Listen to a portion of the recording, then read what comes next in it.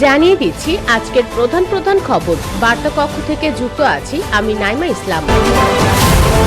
মহাকাশের শুরু হয়েছে কবে? সিরিয়ার রাজধানীতে কারফিউ ঘোষণা। মোদিকে বোমা মেরে হত্যার হুমকি। ইসরায়েলি হামলায় আরো ৪৪ ফিলিস্তিনি নিহত। বাশার আল আসাদের অবস্থান নিশ্চিত করল রাশিয়া। আসাদের বাসভবনে ভাঙচুর ও লুটপাট। সিরিয়ায় দায়িত্ব নিচ্ছে অন্তর্বর্তী সরকার। বাশারের বন্দিশালায় ছিলেন প্রায় ১,৩৭,০০০ মানুষ। জৌলানির মাথার দাম $10 মিলিয়ন ঘোষণা করেছিল যুক্তরাষ্ট্র। ব্যক্তিগতভাবে আসাদের আশ্রয়ের অনুমোদন দিলেন পুতিন। বিস্তারিত জানতে ভিজিট করুন usbengal.com।